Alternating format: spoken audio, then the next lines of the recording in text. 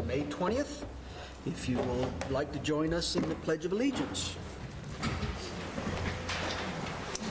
I pledge allegiance to the flag of the United States of America and to the republic for which it stands, one nation, under God, indivisible, with liberty and justice for all. Thank you. It's good to see so many here.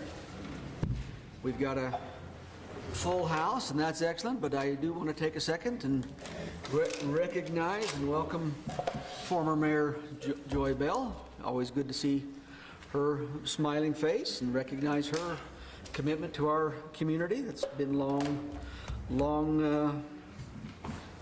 well known. So glad to have you here, Mayor Bell. We need to start with a roll call. Ms. Harris, will you help us with that? Yes, Mayor. Councilmember Perks is excused, but we do have a quorum. Thank you. Maybe he'll be coming along, and if he is, he can take his seat when he comes. We have an agenda before us. Is there any changes to that agenda before we move forward? If there is none, do I have a motion to approve the agenda?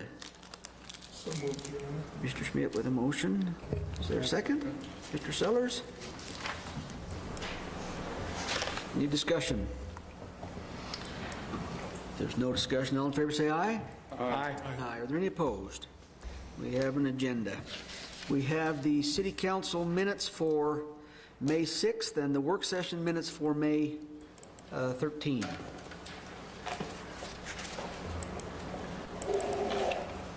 Questions, comments, concerns on those minutes?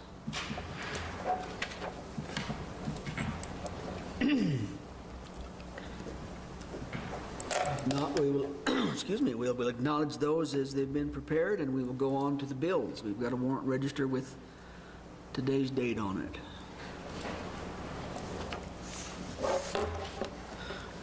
Questions on the bills?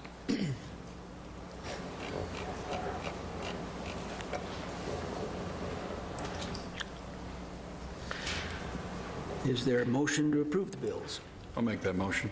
Mr. Lynn with the motion. Is there a second? I'll second. Second and seconding. Any discussion?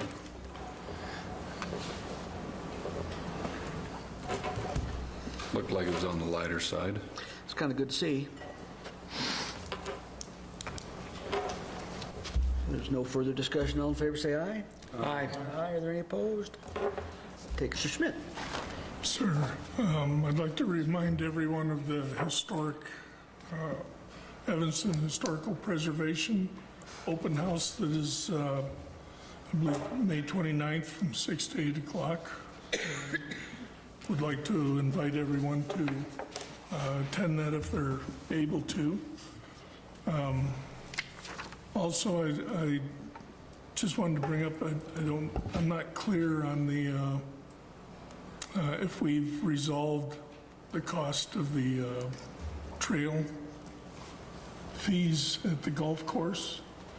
And I just wanted to see if we could get that resolved this evening before I have my next meeting with the Parks and Rec. That would be hard to resolve tonight, but it's certainly on the ongoing budget discussions as we move forward. So that'd be hard to accomplish, to bring about a resolution tonight, since it's not on an agenda, the budget itself. But it's certainly on the radar, and we'll have that discussion moving forward. That probably doesn't help you tonight, but... Okay. And the other thing that I was curious about is on our welcome signs, welcome to Evanston signs. Yes. Is there power that's run to those signs for lighting or anything that would light them up during the evening? I believe so. They are. And from time to time, we check bolts and we check. I'm sorry, I couldn't hear you. There is power to all of them, and they are lighted. We'll just check and make sure they're working. Okay, I just had, maybe I don't spend the night out there, but maybe I need to, well, you'd have to talk to my wife. So that's all, Your Honor. Thank you. Thank you. Well, I'll just echo what was said, but I also, as I noticed, we Senator Schuler has joined us since we started the meeting, and I recognize you as well. Welcome, Senator. We're glad to have you with us as well. So other than that, I have nothing to add. We have no public hearings or special orders. We do have a couple of consent agenda items. Are we comfortable with addressing those together or separately? Well, what's your pleasure? Together's fine with me. Together's fine. Is there anything we need to know about either of these items before we move on? I'll entertain a motion to approve our consent agenda. I'll make that motion. Mr. Lind, motion. Is there a second? I'll second. Ms. Hageman, seconding. Any discussion? Discussion? What is the Evanston for Schools Out anyway? I guess, what is that event? Anybody know what that event is? That event, it's MICA, it's the Downtown Promotions Committee that puts it on, and they have all kinds of games and activities for kids. I just need to make sure, I need to know if I need to be there. So, okay, perfect. Sounds like you ought to go and see what Yeah, it's all sounds about. like I gotta better check it We're out. back. Okay. Any further discussion? If there is none, all in favor say aye. Aye. Aye. Are there any opposed? That takes care of our consent agenda. We'll go now to unfinished business, and we'll start there with ordinance 2502. Mr. Harris, please. Thank you, Mayor. Ordinance 2502 is an ordinance approving and authorizing the zone change for property in the city of Evanston from low-density residential developing, highway business developing, and community business developing to high-density residential developing as requested by GTR Property Holdings, LLC, of the land more particularly described herein. This ordinance is before the body on second reading. Thank you, sir. Mr. Jacobson. Mayor and Council, this property is located just north of Wasatch Road. It is surrounded by a longtime residential neighborhood to the west, north, and to the east. There is the Purple Sage PUD located within the northeast corner of the property that's highlighted above. It does involve 3 parcels of land. There is a parcel that's showing as an unincorporated island within the city. That property has been approved for an annexation previously by the governing body, so that is not an issue. So what is being proposed, the advanced slide here.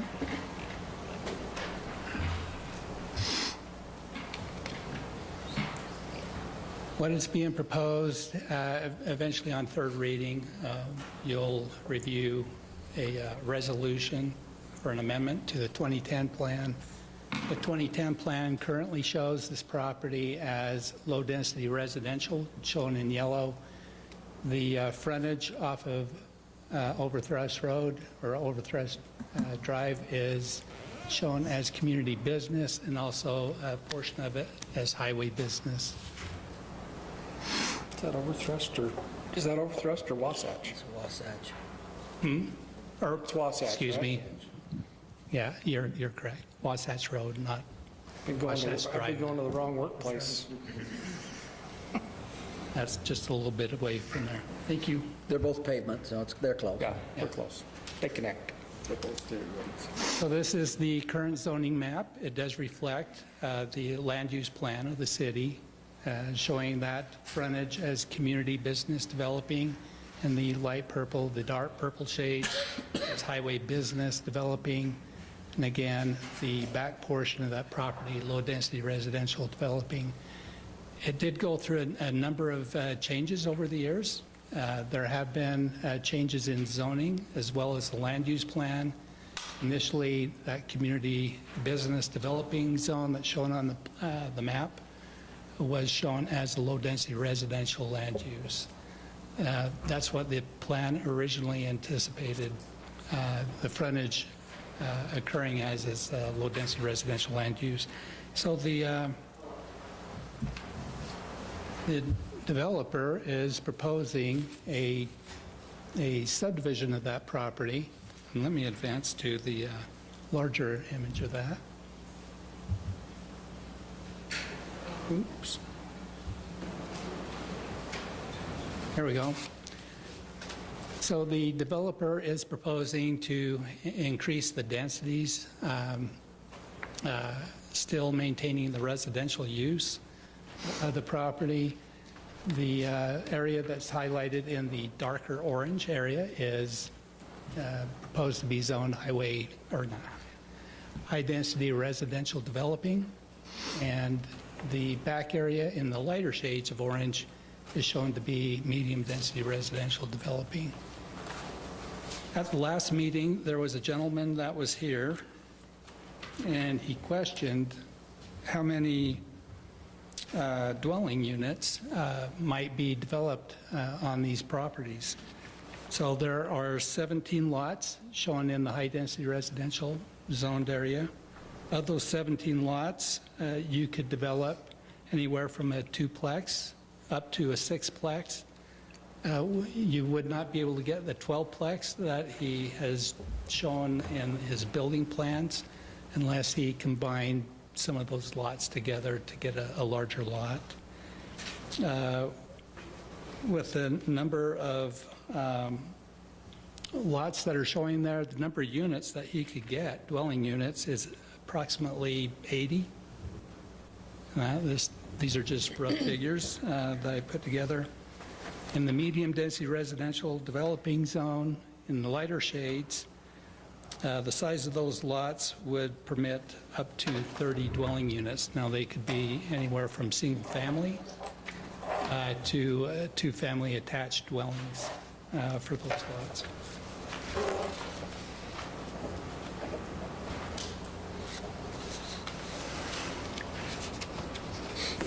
So, I don't recall if there are any council members absent at first reading. I'm going to go through a few of the slides of what was being proposed. This would be an example of a two-family attached dwelling that he was considering or is considering. Here's a floor plan of that. This would be a two-family attached dwelling with a single car garage. Our city code requires an additional parking on the property. This example wouldn't work unless he provided an additional parking spot on the side of the buildings or building. This is an example of a multifamily dwelling that he's proposing. This is a 12-unit building. So most of these lots that are currently sized on his subdivision sketch plan proposal would accommodate probably about half of what that would be, 6 units. The height of those buildings, 32 feet, approximately in height. To assist me in kind of determining how many units he might develop within the subdivision, early on we looked at some various lot sizes proposed, and there is a usable open space requirement for those lots. Some of these lots would not meet the usable open space requirement without some kind of a variance to that. You'd need to have at least something larger than a 8,700 square foot lot to get a two-family attached dwelling. All of the lots that he's proposing would easily accommodate a single-family detached home. And here's an example of a lots that might that would be developed out for a multifamily dwellings, parking located on the lot. And as you can see, some of these lot sizes, 22,000 square feet plus minus, you're going to get about a 6-plex on there. While you got that up, that was going to be my question. Is that's going to be adequate parking for a 6-plex? I believe so. I've included some notes. So does that allow for, say, 12,000, So, yeah, they got approximately 12,000, just over 12,000 square feet of usable open space. For a sixplex, they would need to have 12,000 square feet. So that would, That, theoretically, does that accommodate what, 2 spots per resident? Is that, that would be 12 parking spaces. 96, looks like we got one additional than 12. We got 13 parking spaces showing on the upper left. okay. So, yes, it is possible that a sixplex could be located on a 22,000 plus square foot lot. Okay. I have a quick question in regards to that. With your expertise, I'm not calculating 12,000 square feet for the reality that is Wyoming, and most people here drive big trucks. You know, our big trucks, they require a little bit more room. Is that going to give adequate parking spaces, or do they need just a little bit more to accommodate that? This provides just enough parking spaces for your typical truck or a car. That if someone has additional trailers, that type of thing, yes, there would not be enough parking on site. That's the only thing that worries me is a lot of times that people are going to need more than just 2 spots that fill 2 compact cars. You know, you've got snow removal in those areas too. So I'd hate to see us try and squeeze a sixplex on that small a lot, but that's just me. City code requires a minimum of 2 parking spaces per dwelling unit, so I know. meeting the minimum requirements. I know, minimum, but that's squeezing a lot into one spot. So that's just my thoughts. I know it meets the minimum, but that's a tight squeeze for a sixplex. As I said in an early example of some of the lots we looked at, there was a 30,000 square foot lot. Just checking to see if we could get a 12-plex on there. Setbacks, the property, yes, it does meet that. It does not meet the open space requirement for the number of dwelling units that would be in there for that size of lot. So, yeah, they would need to seek some kind of variance. And they haven't brought forth the actual plat for the subdivision plan yet, have they? Yeah, This is just the zone change that subdivision we're talking plan about. that I had up on the screen, yeah, that's just a preliminary sketch. Pending, yeah, okay. You know, I like the zoning change fine with me, but when we dive into this stuff, I think we need to take a close look at what they want to do. One of the things I would note is the boundaries of the subdivision, or the boundaries of the lot lines within the proposed subdivision. They do follow the zone change request. So an approval of the zone change as they have submitted, they'd be kind of locked into those They'd be locked into the, lot lines and street locations. yeah, they'd be locked into the minimums and all that stuff, right? And the city staff and YDOT has reviewed the preliminary sketch plan of the subdivision. The city street plan, there's likely not to be any changes with that. Okay. That was the last slide. The Planning Commission has reviewed the proposed zone change and has offered a favorable recommendation for approval. And there is on the last page of my staff report and the recommendation a list of items that were discussed at that meeting. If you have any questions. None of that has changed since the first reading, is that correct? None of that has changed. Okay. The only question I have, and I asked this last time, is there enough room on this property for green space or for parks for children that are going to be living in this area due to the high traffic and so on Wasatch?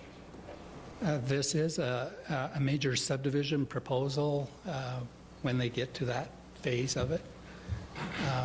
With a major subdivision, there is a public land dedication that could be set aside for public space, or a cash in lieu. That's Do you know how? the council can. Do you know what the size of that space is? It'll be trying to about 5% of the total area within the subdivision. Thank you. Any other questions? Anything else, Mr. Jacobson? I don't. I'll entertain a motion to approve ordinance 2502 on second reading. So moved. Mr. Schmidt, motion. Is there a second? And I'll second. Mr. Lind seconding. Discussion.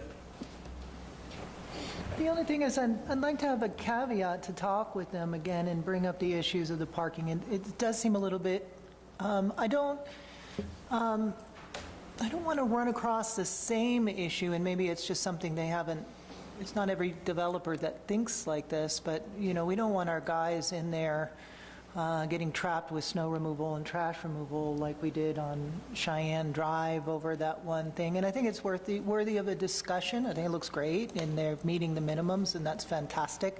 But it might be something wise to bring to their attention, so there's no snafu in the workings once it's up and going, you know? That would be...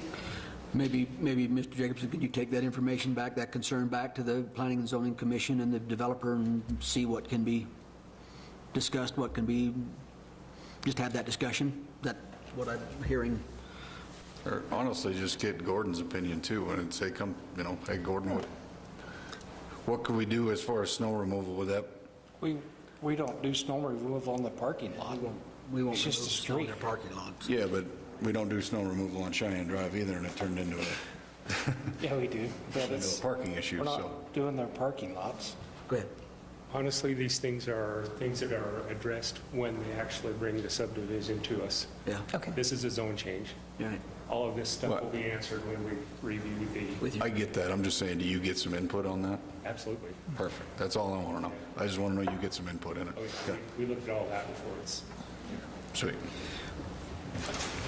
Any further discussion? If there is none, all in favor say aye. Aye. Aye. Are there any opposed? That is approved on second reading. Ordinance 2503, Mr. Harris, please. Ordinance 2503 is an ordinance approving and authorizing a zone change for property in the city of Evanston from low-density residential developing to medium-density residential developing as requested by GTR Property Holdings, LLC, of the land more particularly described herein. This is also on second reading. This is a companion to the first ordinance. Thank you, sir. Mr. Jacobson, anything else? I don't have anything else to add. Kind of talked this one through inadvertently, same thing. Any questions on this ordinance before we go to council? I'll entertain a motion to approve ordinance 2503 on second reading. I'll make that motion. Mr. Sellers, the motion. Is there a second? I'll second it. Mr. Welling, second. Discussion. Do they haven't annexed that other piece of property? We haven't annexed that in the city yet, or have we? It's right next to the workforce. That island building. within there, Yeah. yeah, that's gone through the annexation process. It's done? Okay. It's been approved by the governing body. Fantastic. Further discussion. There is none. All in favor say aye. Aye. Aye. Are there any opposed? That is approved on second reading as well. Thank you, Mr. Jacobson. We'll go on to new business, and we'll start there with Resolution 2520. Mr. Harris, you read that title for us, please. Thank you, Mr. Mayor. Resolution 25-20 is a resolution approving and authorizing the final plat, excuse me, of the Sage Industrial Park Number 9 subdivision, a subdivision of Lot 4, Block 1 of the Sage Industrial Park Number 6 subdivision, as more particularly described herein. Thank you, sir. Mr. Jacobson. Okay, this is a subdivision that's located just along near the outer east boundary of the city corporate limits. It's located just off of Sage Industrial Road on the north end of that property. It is highlighted in red. That's involved with the subdivision. It involves Lot 4, Block 1 of the Sage Industrial Park, Number 6 subdivision. It also involves part of an unplatted parcel just south of that lot that is identified with the arrow down below on the map.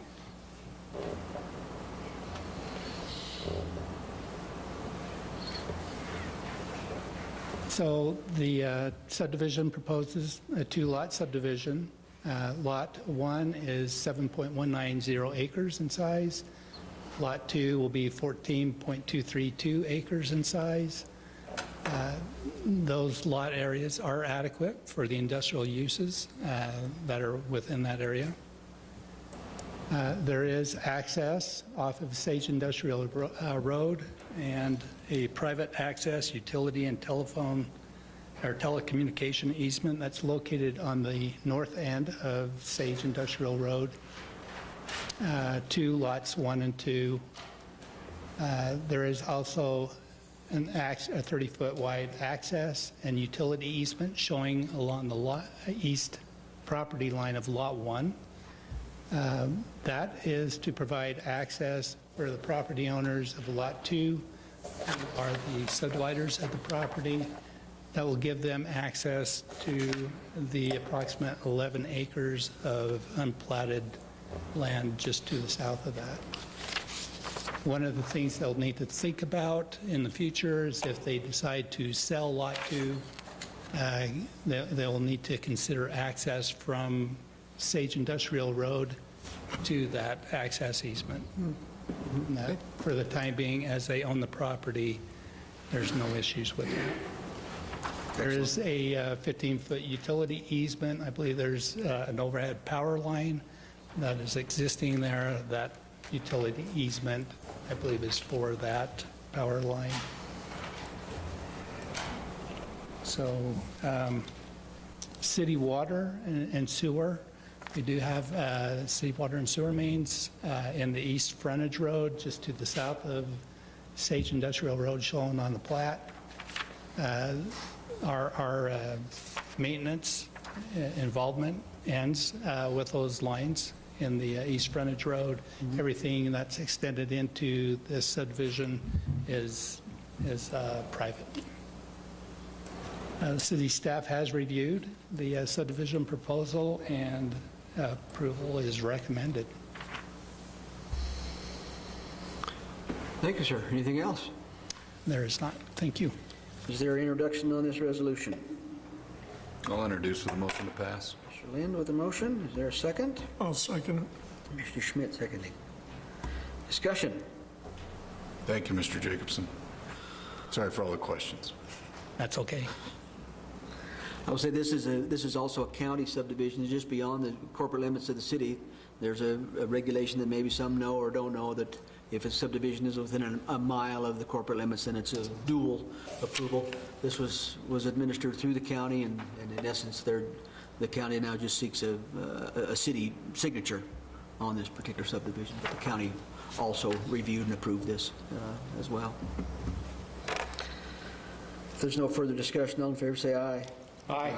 Aye. Are there any opposed? That's approved. Thank you. Thank you. Resolution 2521. Mr. Harris, read that title for us, please. Mr. Mayor, Resolution 25-21 is a resolution authorizing the City of Evanston, Wyoming to enter into an operating agreement with the Evanston Parks and Recreation District for the operation, management, and regulation of recreation within the City of Evanston for the 2025-2026 fiscal year. Mayor, Council, Kim Larson, Parks and Rec.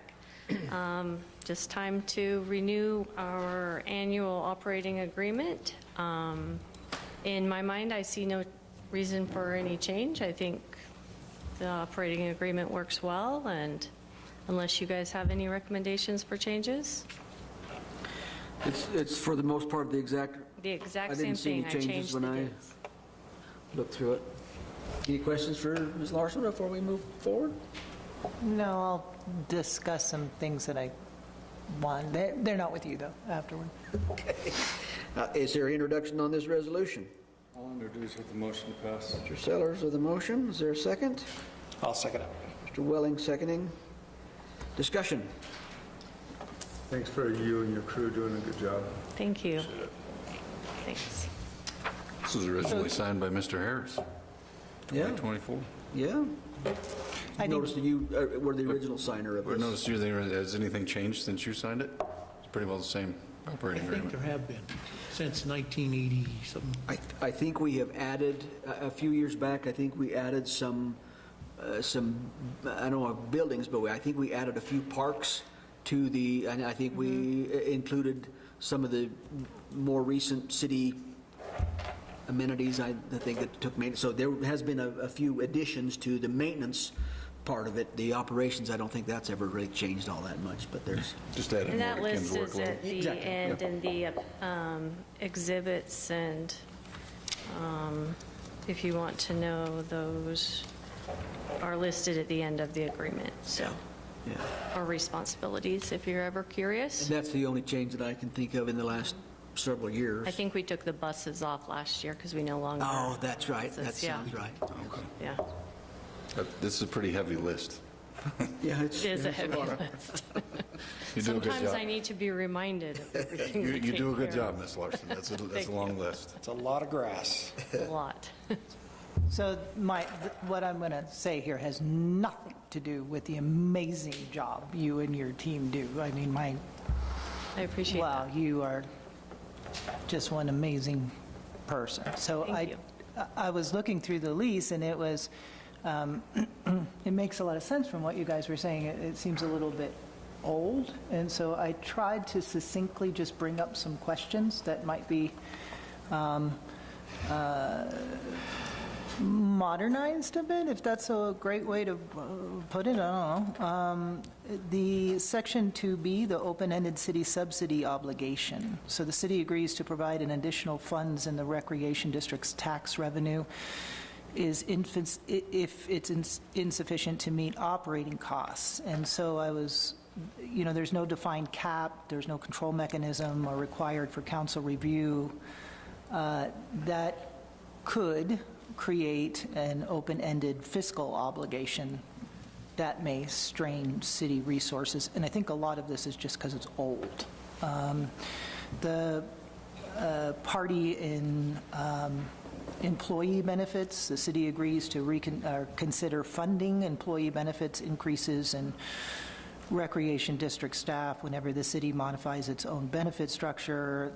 This informally ties the city HR and compensation decisions to an external body with potential long-term financial and policy implications. Section 7A, city responsibility for equipment and maintenance. The city retains ownership and is responsible for maintenance of all equipment used by the recreation district.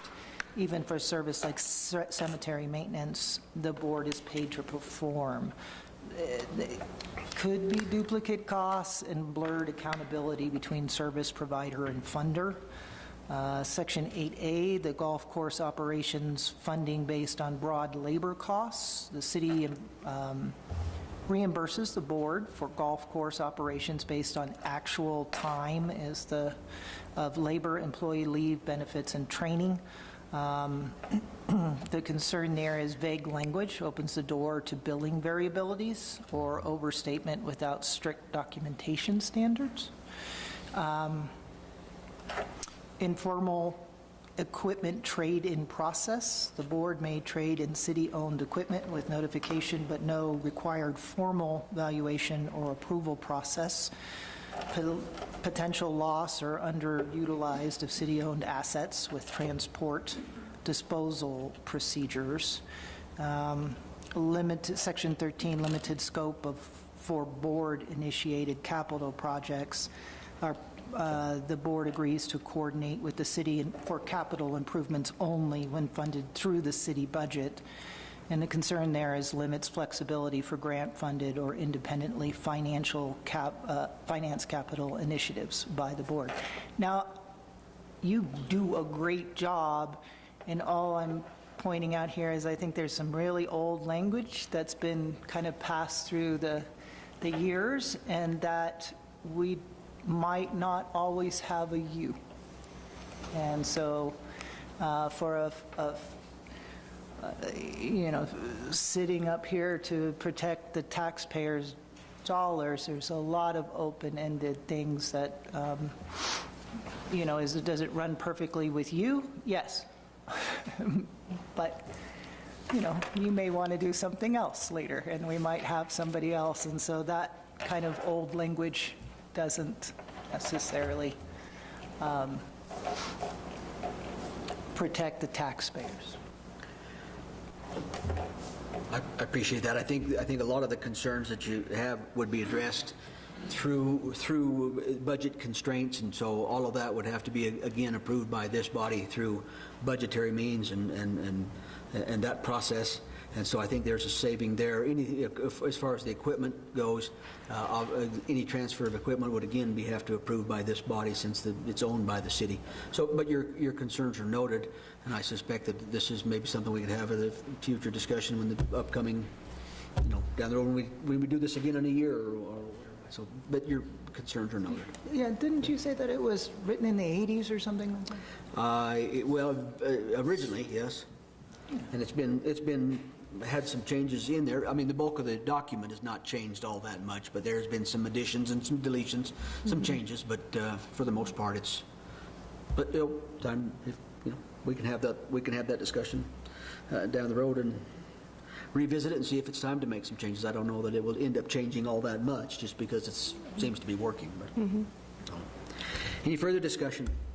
I would just ask. I'm sure Mr. Harris has reviewed this document again. Do you see any need for any changes at this time? Mr. Mayor, Councilor Smith, I do not, but if the body wants to make changes to the future one, that's up to it. So, anything's on the table. Further discussion? If there is none, all in favor say aye. Aye. Aye. Any opposed? Okay, thank you. Thank you. Thanks, Kim. Now, the fun stuff, we need to consider a motion to appoint an official voting delegate and alternate for WAM's Summer Convention. I'm told that there's only 2 of us that are able to go. I'm nominating Mr. Welling for the voting delegate. I'll nominate him for the alternative. I think that works perfect. You two would be great. We'll be arm wrestling after, so no, that's fine. I have to attend a meeting right after that anyway, so I'll be there.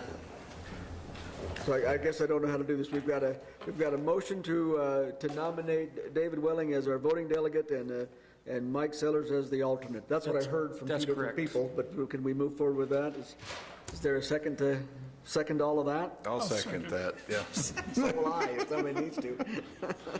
It's not that bad. It's boring. Got a motion and a second. All in favor, say aye. Aye. Aye. Mr. Welling's our voting delegate, and Mr. Sellers is our alternate. We appreciate that, since you 2 are the only ones that can attend this particular event. So, Mr. Welling, thank you for your service on WAM. You represent us, and you're there, and you do a good job. So, thank you. I appreciate that. Continue to serve us well, both. So, thank you. We'll go to departments. Trying to think a lot of people. Mr. Newsom, do you have anything for us back there? Thanks, sir. Mr. Robinson. Kim's next. Oh, I didn't see Kim. You were hiding behind Preston there. Okay. Mr. Robinson. I got 3 quick things. Okay. First thing is that it's spring cleanup week. Bring your junk over there to our compost site and we'll haul it off for free. Excellent. We had 247 loads come in just yesterday. Holy cow. How many? Getting rid of some junk somewhere. That's going on all week through Saturday. We're there every night till 8 p.m. We've got guys over there. So. Excellent. Thank you. In association with that, Rocky Mountain Power, I want to give a shout out to them. Each year we collect a list of a few names of people who can't haul their junk out themselves or disabled in some way or whatever. Rocky Mountain Power spent all day yesterday with their crews and their equipment volunteering and going around town gathering up those things for those people with that need, and they were in there a lot yesterday too. Wow. So excellent. That's done. Now they need to carry on with their work, but they spent the day yesterday helping the community, and I thought that was something to mention. Absolutely. And the third thing is that it's National Public Works Week. So just a shout out to the people I work with and the great job they do. So, thank you. Yes, tell them thank you. Express our appreciation to your group as well. So yes, absolutely. Mr. O'Neill, anything for us? Ms. Lim. Chief Ranish? Yes, sir. Ms. Harris? Nothing, Mayor. Rich Harris? Nothing, sir. Okay, now, did I miss anybody? I think I've got everybody there. Public participation. Is there anyone here from the public that would like to address the council for any reason? Sir? Jared Houghton, 234 Medicine Butte. It's coincidental, I suppose, that you guys are voting on an issue with the Wyoming Association of Municipalities, because that's actually what I'm here to talk to you about tonight. Okay. Just out of curiosity, because I'm not sure, and I was going to ask before tonight, but I just ran out of time to do so. There's a membership fee associated with that, right? Correct. How's that paid?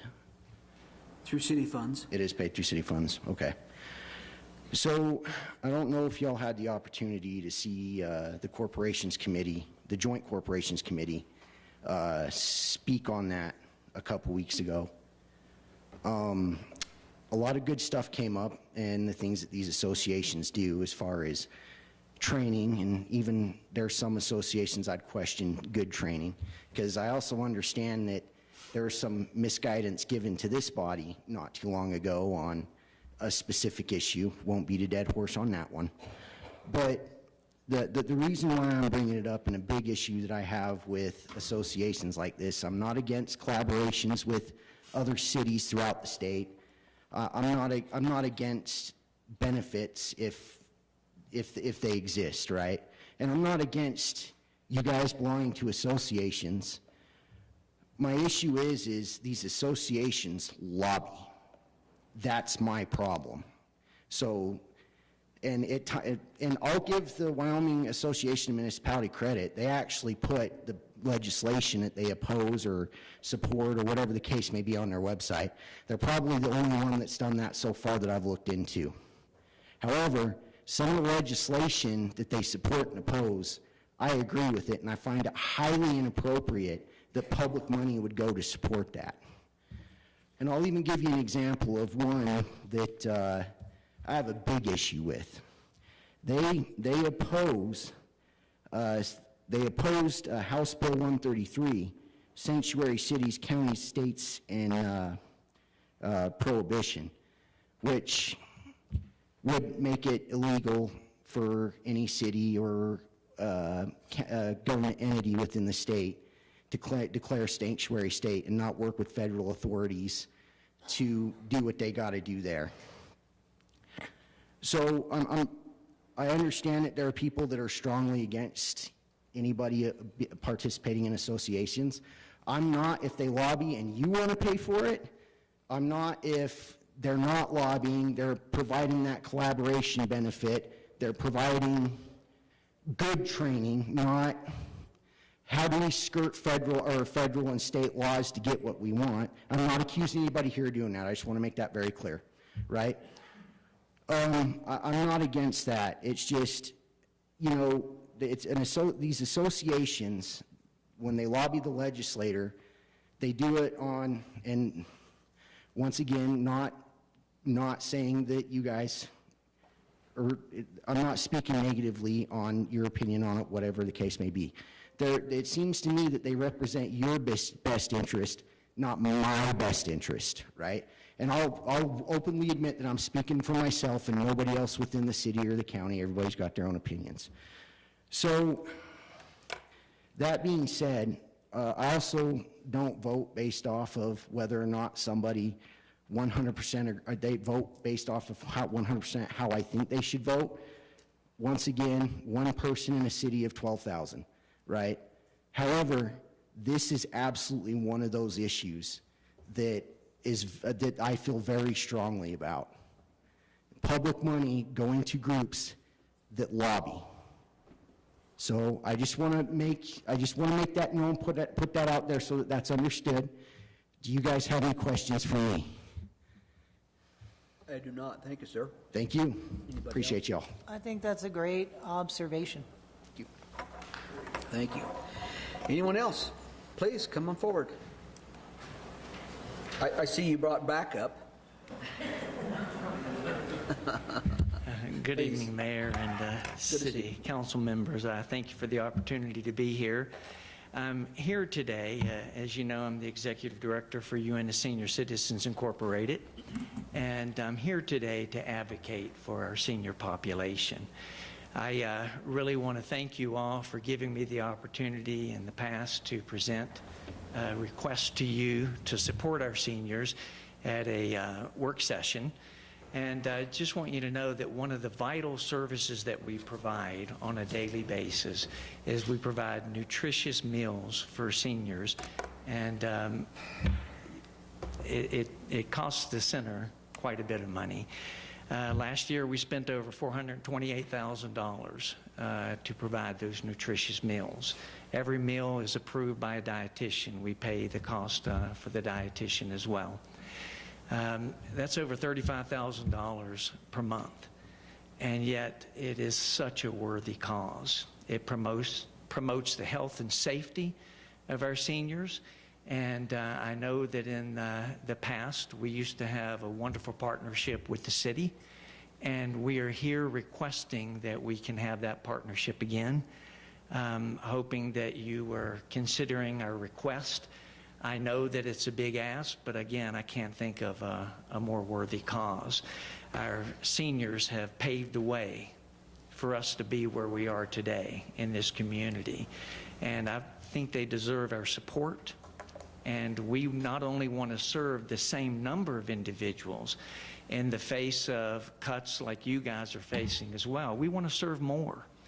And we believe, again, that it is a worthy cause, and we're hopeful that our partnership will not just be a one-year thing, but, you know, a long-term partnership, and that together we can meet the critical needs of our seniors and our community.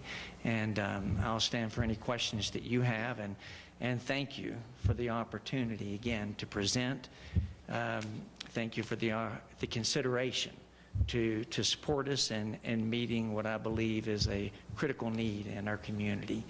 And any questions you have, I think what I would just say, and then somebody else got a comment. What I would say is I'd like to tell you that I think in a way you're kind of preaching to the choir, in a way, because we also love our seniors, and we appreciate the element in our community and the experience that they represent in our community.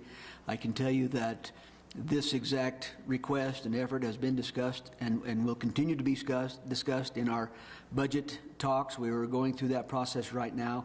Obviously, the budget has not been finalized, and so we don't know exactly where all of that's going to land, but we do want to support you. Whether or not we'll be able to meet your full request or not, it remains to be seen, but I do think that we can, I'm confident that we can find a way to help you.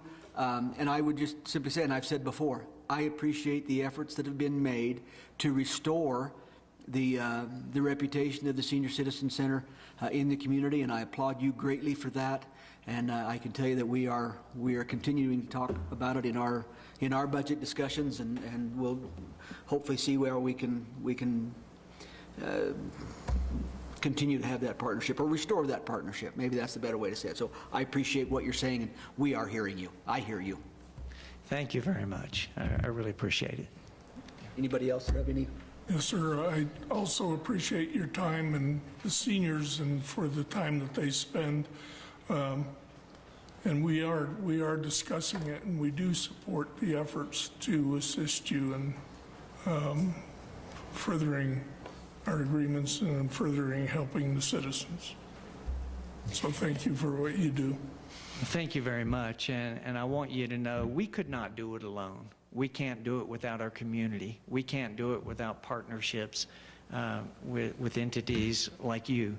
We can't do it without our volunteers, and we can't do it without our seniors. Many of our seniors do step up and do volunteers. So we're very thankful for all the support that we get, and we look forward to the partnership that we have with you. Thank you, sir. I'm in agreement with all of you guys. I mean, we discussed it the other day, and I think my sentiments come from the spirit of a city is based the quality on how it treats the most vulnerable. So the young and the seniors. And when you have the support like your organization is giving to one of the most revered and best part of our community, our seniors. They have so much knowledge and so much to give. That raises us all up from the bottom on up. So thank you. Thank you. Really, really appreciate your kind comments. Is there anyone else that would like to address the council? Oh, Mr. Davis, and then we'll go over here. Go ahead, sir. Oh, I'm sorry, I didn't see it. I'm going to surprise you. You think I'm here because of the Senior Citizen Center. You want to talk about ditches. But I'm not. I would like to turn and point to Mr. Robinson and give his crew a big thank you and a tip of the hat. I represent the Evanston City Ditch, and you know the history of the ditch. Look at the work they've done out by the nursing home. A lot of you won't notice the work up on 150 where our ditch actually goes underground for quite a while, but the last several years it's overflowed. Gordon and his crew have got up there. They've taken care of that problem. They've taken care of the willows by the nursing home. And as a representative, past president of the Evanston City Ditch, I just want to say thank you. Thank you very much. Thank you. Thanks, Gordon. Thank you. Go ahead, please.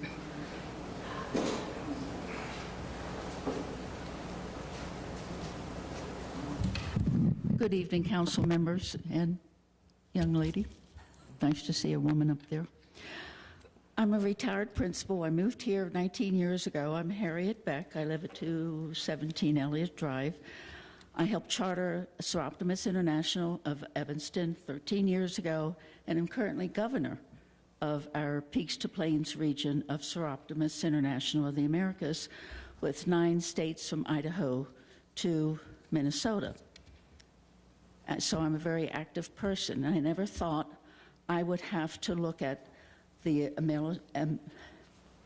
American Disability Act accommodations within our city. I broke my foot at a local bank, and that resulted in me also injuring my back.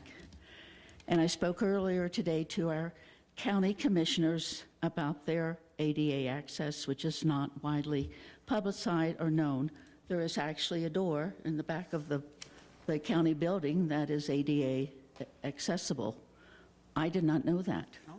I questioned several of the employees in the building. They did not know that. So I went to the county commissioner's building and found out that there is one, but I talked to them about the fact that how am I supposed to know when some of the employees don't know? And I bet I could ask the people in here whether they know that there is an ADA access door to the county building. Most of us use the main building. You have, and the reason why I'm addressing the city council, you have a handicap accessible parking space on Main Street, which when you get out, you have to go out into the street to be able to get onto the street, onto the sidewalk, which leads you to believe that the main entrance has a handicap accessible door, which it does not.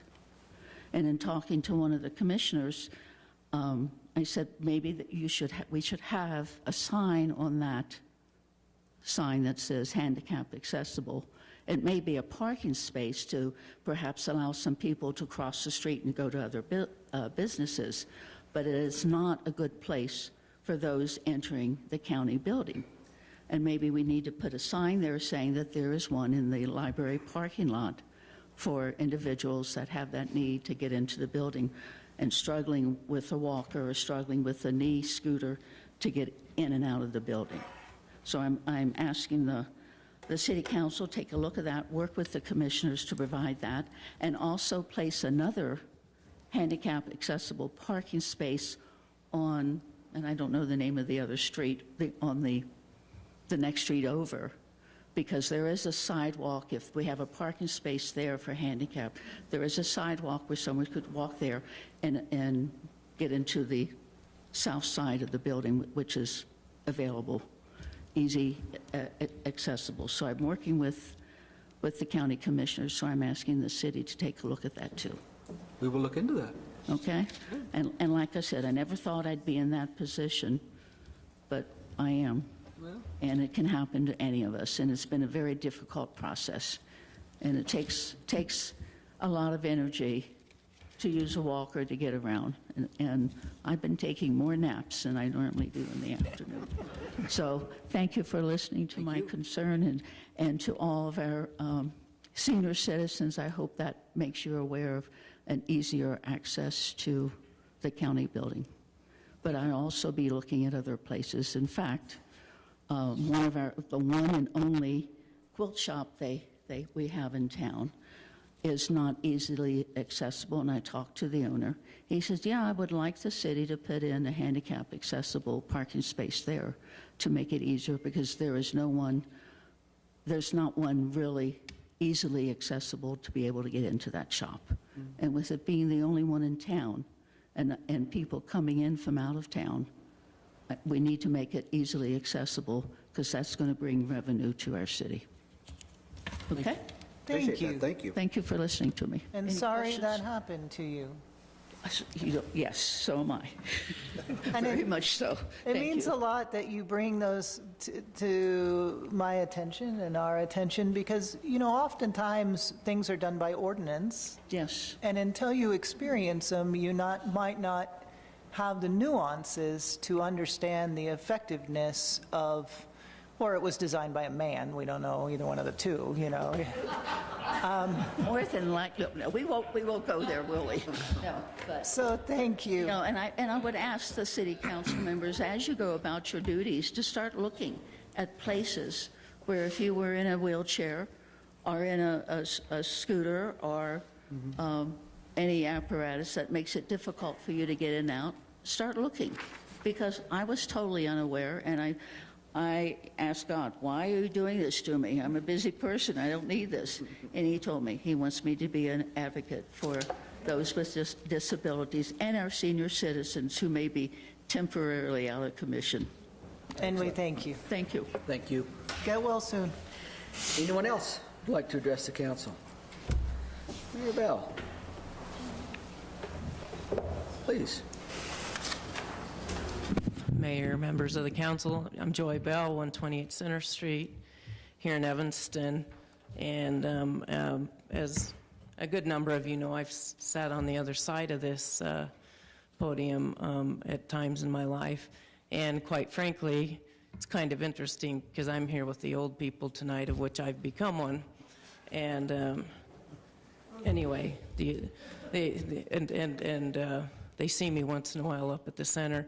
But I would offer these words, and I spent a few minutes with the mayor even before the meeting started. I've sat in your chairs and absolutely said no to senior funding because it wasn't an organization that we could trust to handle the money, and we were right in that assessment for the first 15 years of this decade. And I would offer at this point, though, that we are very much, and I say we, as I continue to do volunteer work there, we're very much somebody that you want to make an investment in. We are very transparent. We've absolutely turned the leaf over under some very, very difficult times in the last 3 years. I think that we finally made a decision at some point to hire Glenn Roach, who's been the godsend saving grace for commandeering us into a way better situation. And I think that you've got a board that's probably one of the most, I think they have the most experience in overall management of a lot of things. It's a very, very savvy board. And so I think that, at points, I'm going to tell you what, I wasn't willing to give them $1. Now I'm willing to give them my time, which is way more valuable than my money if you know anything about how I operate. So they get a good amount of my time. They get a good amount of Senator Schuler's time. They get a good amount of Daryl Fisher's time. They get a good amount Amelia Rutner and Dave St. Priest's time, and as well Patricia Arnold. So I think that, the food program, when Glenn was talking about it, the $428,000 was only the food. The program costs us $1.07 million a year when you put all of the wages and everything in it. Just our contribution, which we can't possibly afford, our local match is well over $200,000 just into home-delivered and congregate meals. We can only ask for a donation for $5 per meal, of which some of our seniors can afford, some of them can't. We never see a dollar from some of our people, and we shouldn't, quite frankly. They just simply don't have it. For that $5, it costs us $13 to make that meal and get it delivered. So you can see it's an upside down ratio, you guys. It just is. And so I think that, this board has deemed that it is incredibly important that we retain the on-site services and we retain the food program. Those are, we just have to. We serve 75,000 meals a year out of these little small kitchens. And we meet all of the requirements now. We have a happy auditor, we have a happy accountant. I think we have generally much happier seniors. And, we're looking for ways to improve it all the time. You're talking to somebody who would not give them a frickin' penny at times. And Dave Welling, you know that. Why, we would not give them a penny, and I led the charge on that. We absolutely now have an organization that has turned around, and you should make an investment in again, because it's worthwhile to do so. And it's worthwhile because there's a good organization taking care of very good people who've earned their way in this life.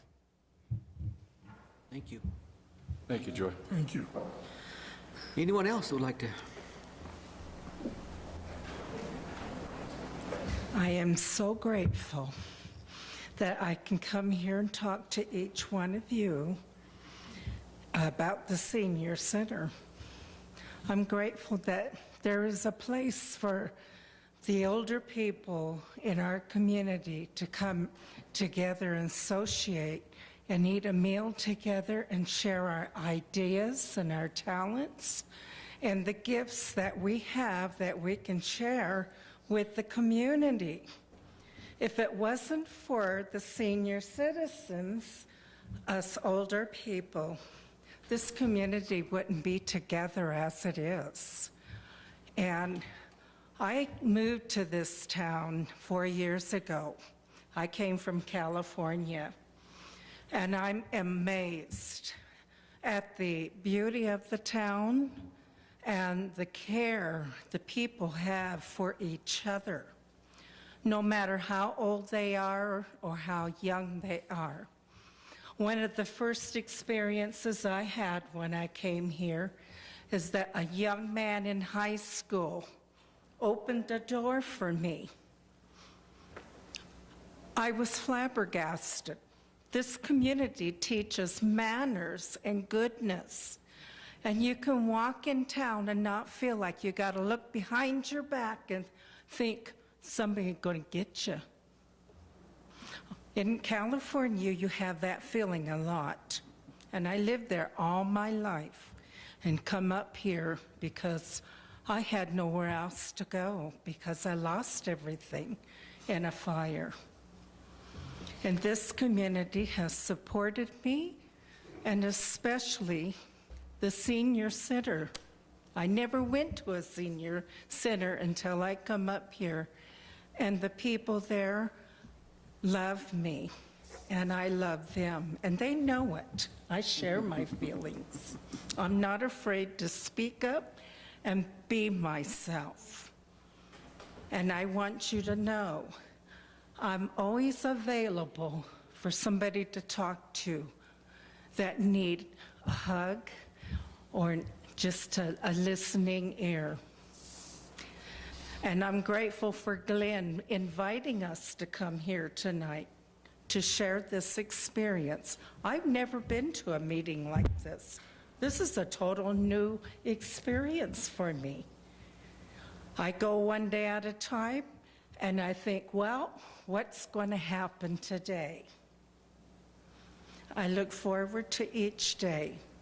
I have my good days, too, and my bad days. We're human.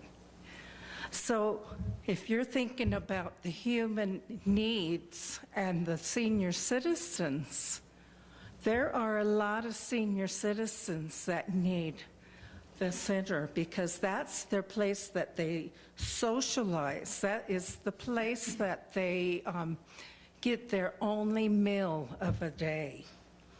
And many senior citizens go for food stamps, thinking that they can get it because you hear, oh, the senior citizens get to have this opportunity to have extra food on the table or a meal at home on a weekend.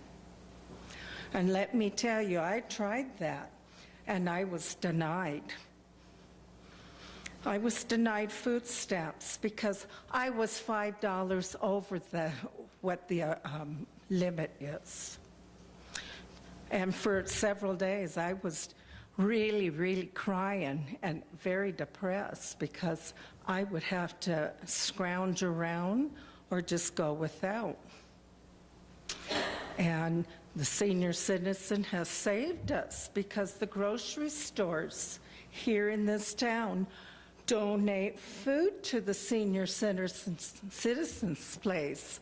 And every Wednesday and Thursday, I'm there, right there, getting my food. I'm not too proud to get it, and I'm grateful. I'm grateful for each one of you for hearing my message and everybody else's message, because that tells me you are concerned about us. And also, you are coming to be a senior citizen just like me. I am 72 years young. I'm young at heart. And I try to look forward to the future of our lives and the future of each one of you. You are important, and I'm important. And we need to share this together. Will you share your name with us? What's your name? Is there anybody got a question you want to ask me? Because if you don't, I'm going to sit down. Yeah, I got a question for you. Mayor wants to know what your name is. I'll ask the question. My What's your name is Diana S. Davis. Thank you. And I'm famous. I am a published author of 2 books. Really? About caregiving. The first book I published 10 years ago called Guide for the Caregiver. The second book I published last year for my 50 years experience as a published author, caregiver. And I worked in various fields, in the caregiving field, in the medical field and all that. And that book is called Care for the Caregiver by Diana S. Davis. Thank you. Thank you, and it sounds like we have the opportunity to give care to the caregiver. So we will discuss it, and we will do our absolute best to do right by you and all of our seniors. So, Miss Davis, my only comment is that the alternative to not getting older is usually not good. You know, we are what we think we are. And you think young, you stay young. But you can be old. Thank you so much. Thank you. Thank you. Is there anyone else that would like to address the council?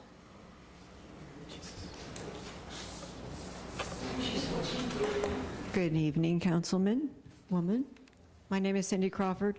I live in Elmy, outside city limits. There were some interesting topics brought up tonight. I want to thank Harriet Beck, who was at the commissioners' meeting today.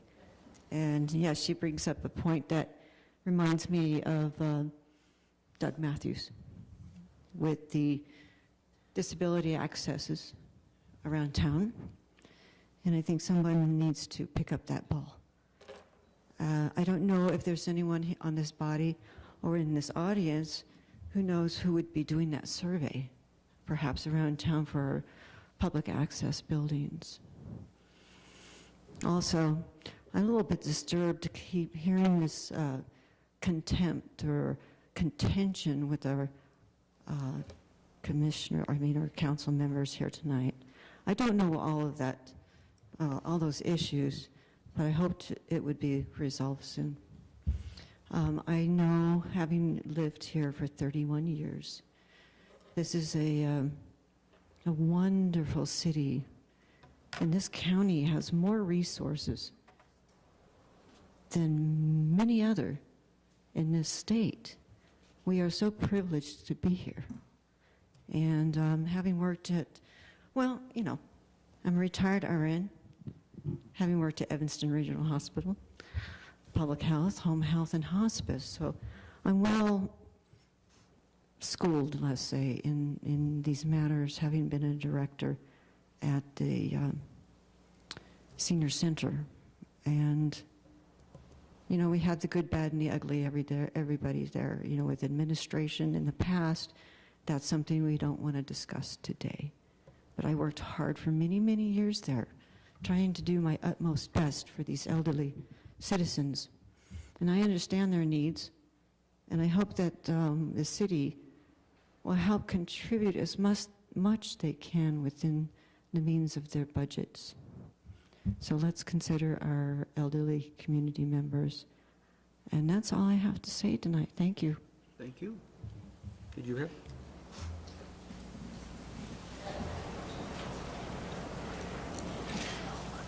Make it.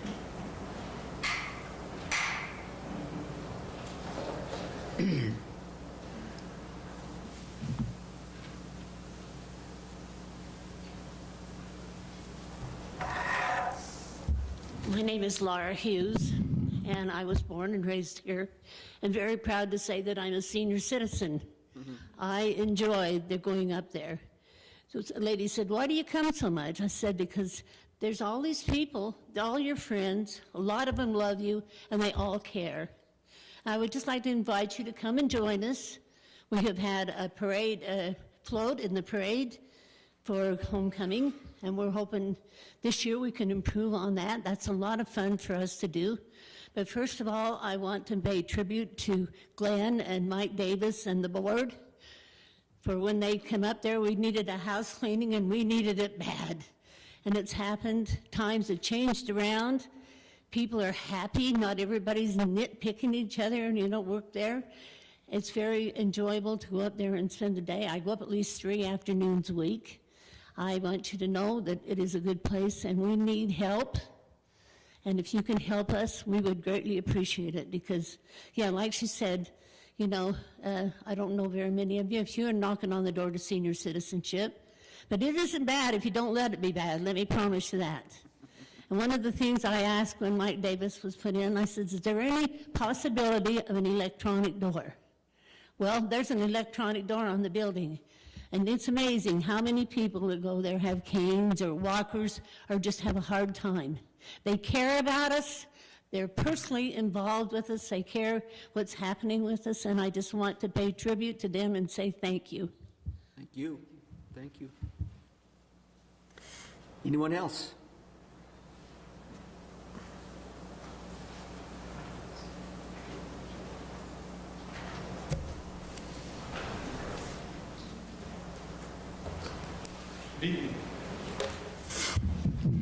Hi, Greg Wilson, 104 Broken Circle Drive. I have a couple of 3 things to talk about. The first one is your sound system is awful. I'm sitting back here, I can't hear half the words that are being said. You need to look into that. Part of it is your microphones are just too far away from you, and so when you turn your head, you're talking, and it doesn't pick up. So something needs to change, and like I said, if I can't hear, can you imagine the old people? Just so you know, I'm 69. I'll be 70 pretty soon. So I'll be seeing you guys soon. So that's my first one. The second thing is on this rezoning 2502, if I got the numbers right, which I may not have because I couldn't hear, the guy that was speaking was really quiet and they couldn't hear. So I'm guessing, my best estimate is, it sounds like there's about 140 residents over there, and if half of them have children, half of those, that's 70 children. You're trying to play in the street and run around, and I'm just saying, starting early in the process, let's make a spot for them. I don't know if you guys remember when you were kids in the city and there would be a vacant lot. That's where all the kids would hang out. So even if it's just one plot, turn it into a green space, put a basketball court in, a picnic table, a shade. You know, I think that's something that we ought to do for the children and the people of our city, instead of just having city streets and houses and pavement and concrete. Let's build it around the people that are going to live there. I would encourage everybody to go down in that area because Centennial Park is right there. And it's really a gorgeous park, and it has the model airplane runway, and it has, there is a lot down, there's a lot down in that area. I'm just saying close. The kids need to be able to be close enough their mom can see them and hear them and holler at them, you know. Dinner time, Joey, right? That's what I'm saying, something close. One of those lots, turn it into a green space. The other thing I would like to do is, how much did you guys spend on remodeling the roundhouse or rebuilding for the brewery? Can you give me a number? I don't know that I have total numbers off the top of my head. Is that, we can get that information. We can round it. It was about, for the roundhouse renovation, the parking lot facility and everything, was about 4.6. 4.6 million. Okay. So if I understand, the Senior Citizens Center is asking for $100,000. That's 2% of that 4.6 million. Just so you have an idea of what they're asking for, and I think that's way more bang for your buck than you get out of a brewery. That's the thing. And I'd like to talk about the steam engine 4420. I didn't see any line items in there for it in the budget. Let's budget that thing. The city owns it. The citizens of Evanston own it. You may not like it, Mr. Williams, but you're only here temporarily. You want to insult me, or what are we doing here? No, I'm not trying to insult you. I'm just saying, for the long-term outlook of the city, taking advantage of our history, let's restore that thing. We cannot do it quickly on volunteer efforts. Let's get some money in there. Let's build the shop. Let's get a concrete floor. Let's get some help in there to do it, and let's make a long-term plan to keep it a part of the Roundhouse and part of the history of Evanston. Let's not just haul it off to ruin and rust. That's all I'm saying. And I'm not trying to insult you. I'm just saying. Appreciate that. None of us are here very long. That thing's been here. That thing has been here since long before we came, and it'll be here long after we're gone. Let's keep our part in it and keep it alive. Keep the city history going. Thank you. Okay. Appreciate that. Thank you. Any questions? Nope. Thanks, Scott. Anyone else like to address the council, please?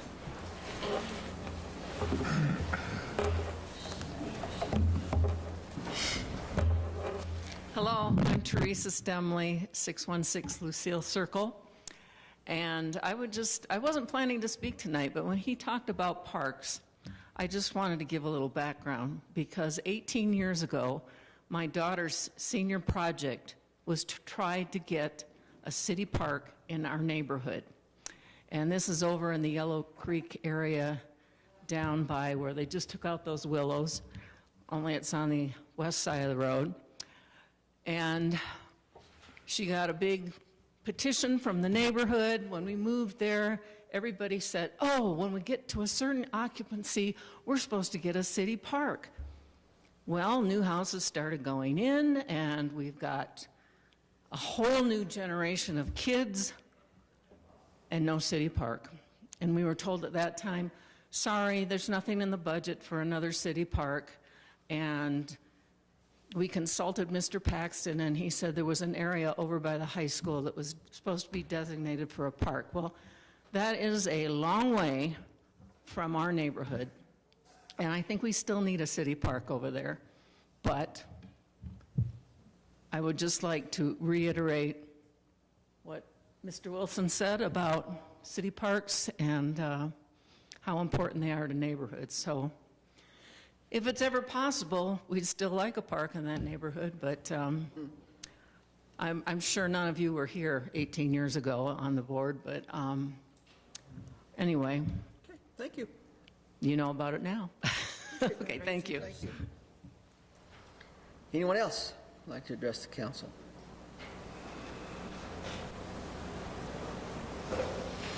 We will adjourn then. Thank you, everyone.